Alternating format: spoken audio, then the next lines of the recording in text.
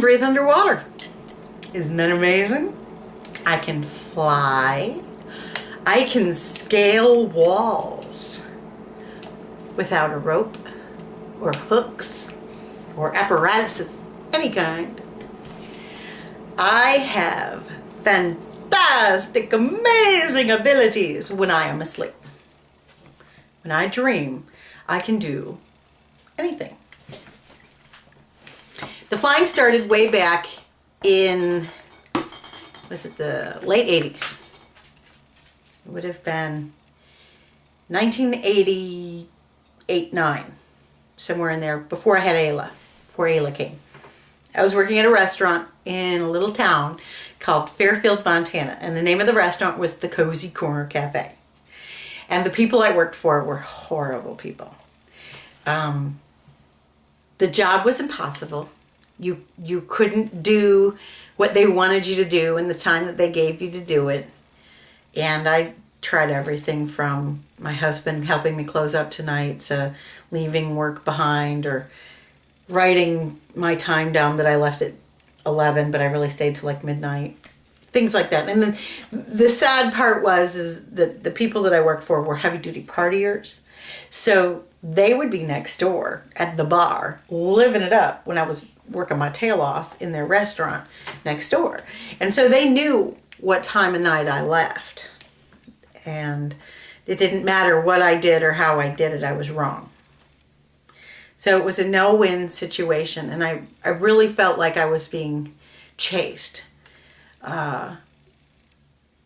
Harassing, chasing. And it would play out at night in my dreams after this job ended. Of course, they let me go. Not gonna lie about that. I ended up going to work for another restaurant and did just fine. So he was a bully. He was a big man, and he was, I don't want to say feared, but maybe respected by the other men in the community. He had a farm, a ranch. She helped him, but ran the restaurant, basically was her deal. But he was the iron fist. And so he wasn't a man to be tussled with. He this is what I want, this is how I want it, this is how you're going to do it, period. Yeah, I know I'm a little girl. I'm 21, 2 years old, very young. It's my first job outside the military since getting out of the Air Force. And so, I'm used to tough and disciplinarians, but I'm not used to tyrants. You don't have tyrants in the Air Force because it catches up with them after a while, and they'll eventually get caught. So for the most part, the military is pretty good to me, but this man was just the pits. And at night, after I left the job, he would chase me in my dreams, and I couldn't get away from him. I didn't know what to do to get away from him. So I began to jump in my sleep. And I wasn't really jumping out of bed or anything like that, but it was in my dreams. I would jump. And I remember the first time a leap caused lift. And you weren't just jumping up and coming right back down again, but you were jumping and going up and up and up and up, and you were able to continue that motion until you came back down again. And then I would just jump again, and then up and up and up and up. And one time I jumped hard enough and high enough that I landed on the roof of a house. Wasn't that it? So I'm on the roof of a house, but I've got forward motion because I'm running while I'm jumping. Because you're being chased. You're not just, jumping just for the sake of doing jumping jacks, or jump rope. You're jumping because someone's after you. So you're out of there and you're running and jumping and then landing on rooftops and running and jumping, and you get from one roof to the next roof to the next roof. And so before I knew it, I was roof jumping. Well, it didn't take long, roof jumping, before it finally turned into something else. And I could fly. And I flew all the time. And at first the flying was not hard, but you had to work at it. You had to maintain it. You had to pursue it. You had to want to be elevated. If you thought ground, you were on the ground. If you thought up, you were up. If you thought that way, you went that way. If you thought that way, you went that way. So I began to play with it a little bit. Sometime following that, I had gone in my dream to the mall. Don't know who was after me there. Don't think anyone was after me there. Think I was just flying for the sake of flying. Now I'm going to tell you something. Jumping from roof to roof is not bad. That's not bad. But flying through the narrow little hallways of a shopping mall is difficult.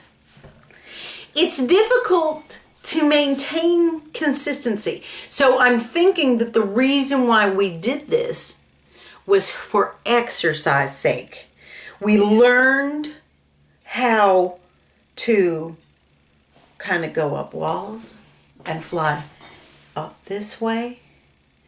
And we learned to fly along the ceiling and go this way. I also did some low flying along the other wall, this way. And it was very exhilarating because the mall was different. You know, we weren't there shopping, we weren't there eating, we weren't meeting people, we weren't congregating. We were just there flying. Flying through the halls of the shopping mall. Nowadays, we can fly anywhere. We don't need a roof to land on. Sometimes we do, just cause we can. One of the places I find that I fly the most is big cavernous areas. Most recently, I was in a gigantic barn in my dream. And this barn was huge. I mean, we're talking stories, 10 stories high from top to bottom. And it was an open barn, but you know, like you had the scruffy stuff on the floor, you know, the dirt and the hay and the straw and a little bit of alfalfa thrown in, maybe a little bit of horse manure just for good measure. And so you have that on the ground, you know, and there's the usual like doors and windows and things such as that. But then as you come up to the gable inside, it's not a loft where things are being stored. You're talking about an actual interior ceiling roof of a barn. And I wasn't the only one there. There were others who were up there. So that's when I began to experience the camaraderie that comes with being able to fly in your dreams. I don't know who these people were. I had no association with them prior to the dream. I don't recall seeing them since or before. So from whence they came and where they went once they left is anybody's guess. He's